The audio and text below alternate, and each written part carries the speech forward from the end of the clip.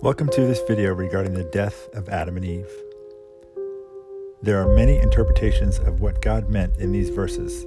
Let's start in Genesis 2, verses 16 and 17. I'm going to go to Bible Hub. Genesis 2, verses 16 and 17 says, And the Lord God commanded the man, saying, Of every tree of the garden you may freely eat, but of the tree of the knowledge of good and evil you shall not eat, for in the day that you eat of it you shall surely die. Adam lived to be 930 years after he sinned. So how can we believe that he died in the day that he ate of it? The phrase "in the day" is the Hebrew word yom, meaning day. So let's go to Strong's and see what this means. Specifically, usage, it says, quote, "The Hebrew word yom primarily means day and is used in various contexts throughout the Old Testament. It can refer to a 24-hour period, the daylight hours, or an indefinite period of time." This is twice for emphasis. "Thou shalt not eat of it, for in the day that thou eatest thereof, thou shalt surely die." Now, did Adam die in the day that he ate of the tree? No, he didn't. Did Eve die in the day she ate of the tree? Well, not instantly.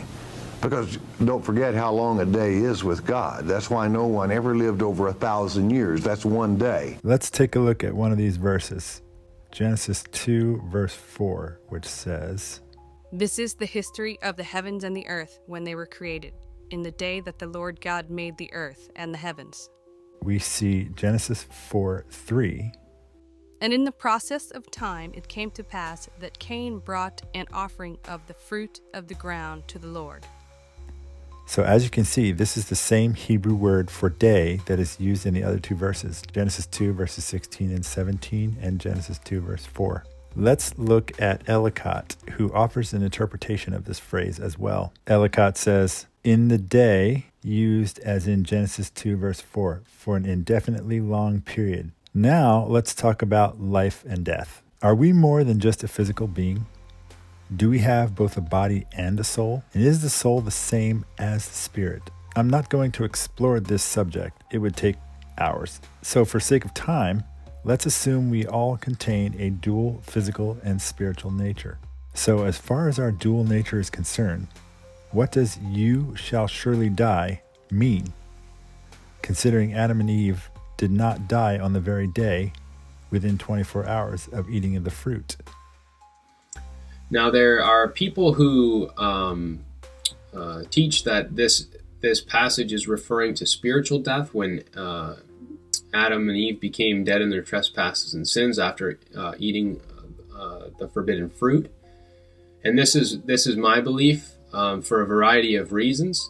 But there's also people who believe and teach from this verse that it's referring to physical death. That very day, even though they didn't physically die, they began physically dying. So the death process started on that day. The word surely and the word die, they're the same word. They're just mentioned twice. So it's from the Hebrew word muth. And so what that phrase is just muth. Those two words together are not saying that. They're not saying dying you shall die. A perfect example is in 1 Kings chapter 2. Shimei was told that the very day that thou goest out and passest over the brook Kidron, thou shalt know for certain that thou shalt surely die. Now, if this meant dying you shall die, this would be totally pointless. It would prove nothing, because at this time all men are going to eventually die. But he says, the day that you do this, you shall surely die. And that surely die here is the same as in Genesis 2:17. And it was told Solomon that Shimei had gone from Jerusalem to Gath and was come again. And the king sent and called for Shimei and said unto him, Did I not make thee to swear by the Lord, and protested unto thee, saying, Know for a certain on the day thou goest out and walkest abroad anywhither, that thou shalt surely die? And thou saidst unto me, The word that I have heard is good. Why then hast thou not kept the oath of the Lord, and the commandment that I have charged thee with? The king said moreover to Shimei, Thou knowest all the wickedness which thine heart is privy to, that thou didst to David my father. Therefore the Lord shall return thy wickedness upon thine own head. And King Solomon shall be blessed, and the throne of David shall be established before the Lord forever. So the king commanded Benaiah, went out and fell upon him, that he died. And the kingdom was established in the hand of Solomon. So here we see that the very day that he disobeyed was when he physically died. It wasn't saying, dying you shall die. It was saying that the very day that happens, you're going to die. What he says is quite convincing. However, I read the chapter closely, and if you'll notice, Shimei did not die on that very day. It says he went to Gath. Well, distance from Gath to Jerusalem, it's 60 miles. And took a camel, crossed the brook Kidron, and went 60 miles to Gath. Then he retrieved the slaves and came back. So he had to travel 120 miles round trip, which is 7 days of travel by camel, give or take.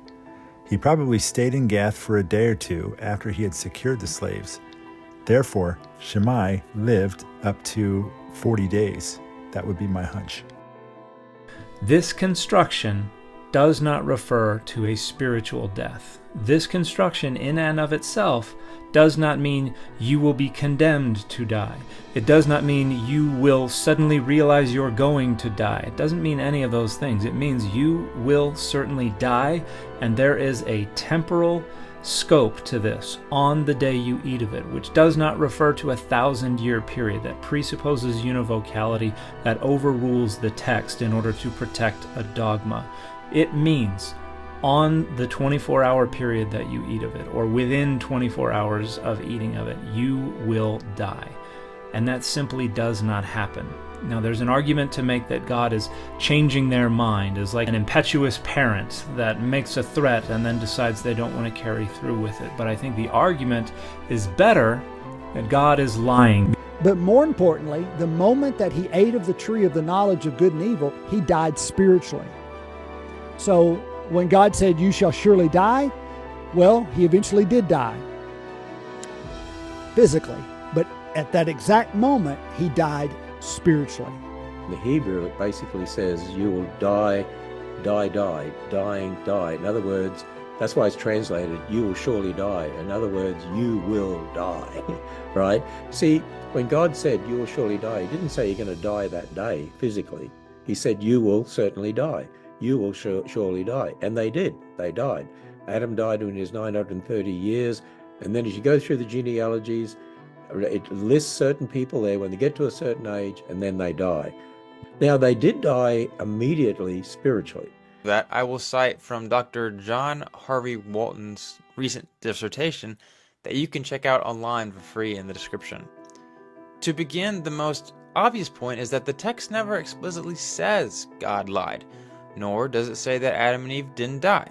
There's no comment on it. One would think that this would have been important to point out.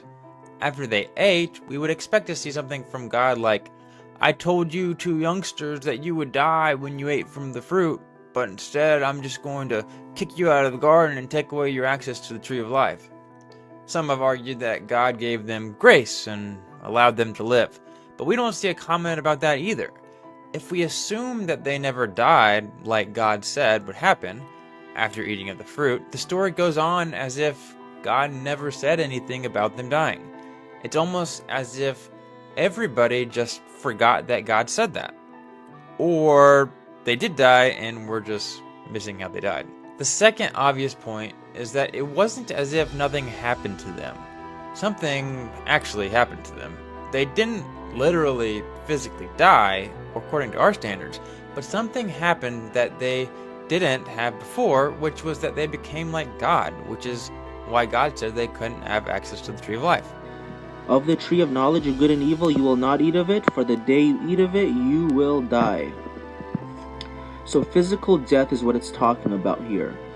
And spiritual incarnation is what it's talking about as well. Because when you eat of the tree of knowledge of good and evil is when you incarnate. Right? Because the serpent later on says, he explains, the serpent says if you eat it you'll be like gods, knowing good from evil.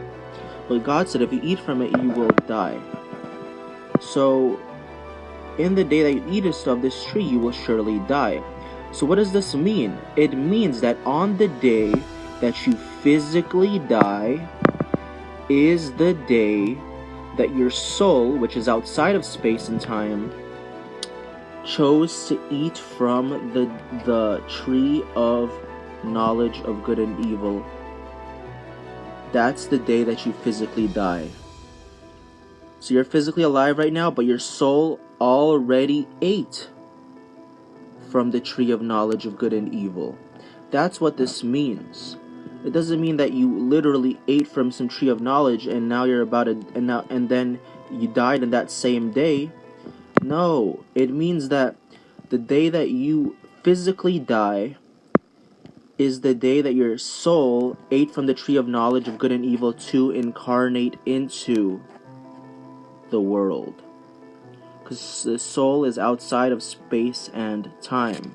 Now when it says, you shall surely die, obviously man did not physically die. The Bible speaks of three kinds of death. It speaks about spiritual death. We see that so clear in the book of Ephesians chapter 2. It's the idea that when man violated God's commands, the relationship that man had with God, the relationship that man had with himself, and the relationship that man had with his wife only, but we could say his family or his society, was greatly disrupted. If this spiritual death is not taken care of before physical death, which is a judgment because of spiritual death, if that's not taken care of, results in what's called the second death or eternal death, which we would call damnation.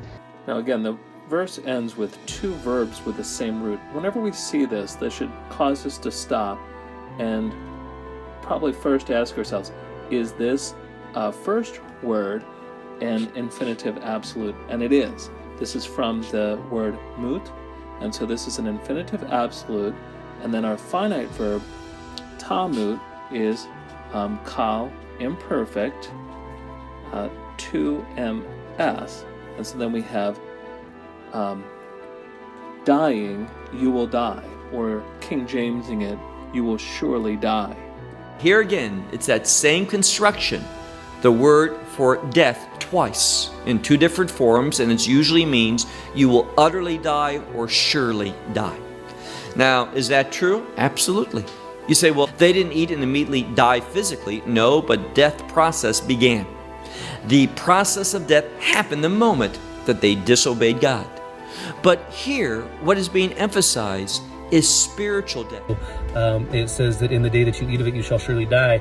He didn't surely die physically, but he definitely died spiritually, and then that passed on to all men. All are dead spiritually until they've been regenerated through Jesus Christ. In the day of your eating, mimenu, from it, mot tamut, here we have the infinitive absolute plus an imperfect being used as an emphatic, you will surely die.